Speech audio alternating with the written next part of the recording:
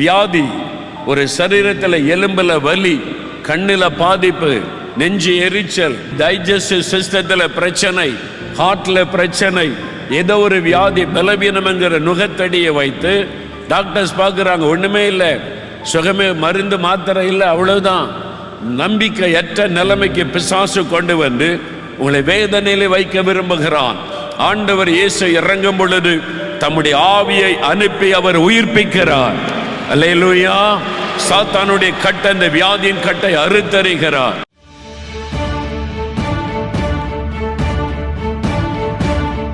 மனிதனுடைய பாவத்திலிருந்து விடுதலை பெற ஒரே ஒரு வழி இயேசு கிறிஸ்துவின் ரத்தம். ரத்தம் சிந்துதல் இல்லாமல் பாவ மன்னிப்பு உண்டாகாது என்று வேத வசனம் சொல்லுகிறது.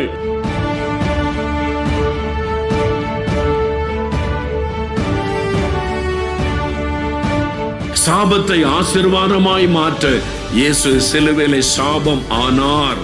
கலாத்தியர் 3:13 சொல்லுகிறாரு, இயேசு நமக்காக சிலுவையிலே சாபம் ஆனார்.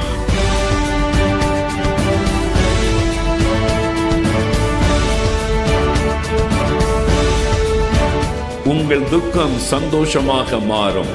ஆண்டவர் இன்றைக்கு உங்களுடைய துக்கத்தை சந்தோஷமாக மாற்றத்தான் இந்த இடத்திலே பிரசன்னமாக இருக்கிறார்.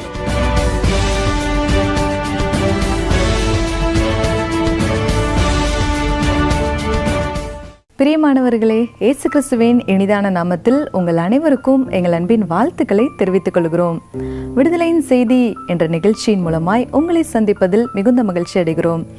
இன்றைக்கு அநேக தேவ பிள்ளைகள் பிசாசின் போராட்டத்தினால் பாதிக்கப்பட்டு ஆவிக்குரிய வறட்சியின் பாதையில் தோல்வியின் மனப்பான்மையுடன் குற்ற உணர்வுடன் ஜெயமில்லாத வாழ்க்கையை வாழ்ந்து கொண்டிருக்கிறார்கள். இதிலிருந்து வெளிவர முடியாமல் தவித்து கொண்டிருக்கிறார்கள். நீங்களும் கூட பிசாசின் போராட்டத்தினால் பாதிக்கப்பட்டு அதிலிருந்து விடுதலை பெற வழி தெரியாமல் திகைத்து கொண்டிருக்கிறீர்களா? ஆவியானவரால் நீங்கள் விடுதலையை பெற்றுக்கொள்ள முடியும். ஆவியானவரின் வல்லமையை உங்கள் வாழ்க்கையில் பெற்றுக்கொண்டு அவருடைய வழி நடத்துதலுக்கு உங்கள் வாழ்க்கையை அர்ப்பணியுங்கள். நிச்சயமாக விடுதலையை பெற்றுக்கொள்வீர்கள். நம்பிக்கையோடு தொடர்ந்து நிகழ்ச்சியை பாருங்கள். இப்பொழுதும் சகோதரர் மோகன் சிலாசரஸ் அவர்கள் தேவ செய்தி அளித்து உங்களின் ஆசீர்வாதத்திற்காகவும் விடுதலைக்காகவும் சிறப்பு பிரார்த்தனை ஏறெடுப்பார்கள். 50ஆம் சங்கீதம் 15வது வசனம்.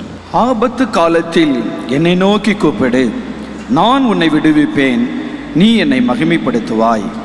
என்னை நோக்கி கூப்பிடு, நான் உன்னை விடுவிப்பேன், நீ என்னை மகிமைப்படுத்துவாய். ஆண்டவர் ஒரு அருமையான வாக்கு தருகிறார். நேரடி ஆண்டவர் உங்களை பார்த்து சொல்றார், என் மகனே மகளே, என்னை நோக்கி கூப்பிடு, நான் உன்னை விடுவிப்பேன். உனக்கு ஒரு விடுதலை தேவையாயிருக்கிறது. ஏதோ ஒரு காரியத்தில் விடுதலை தேவை. அந்த விடுதலையை உனக்கு கொடுக்கத்தான் இயேசு கிறிஸ்துவினுடைய மாசற்ற குற்றமில்லாத விலையேறப்பட்ட இரத்தம் நம்மை விடுதலையாக்க, நம்மை மீட்டு எடுப்பதற்காக அவர் சிலுவையிலே தன் இரத்தத்தை சிந்தினார் என்பதாய் வசனம் சொல்லுகிறது. ஆகவே நம்முடைய விடுதலைக்காக தன்னுடைய இரத்தத்தை சிந்தி பலியானார்.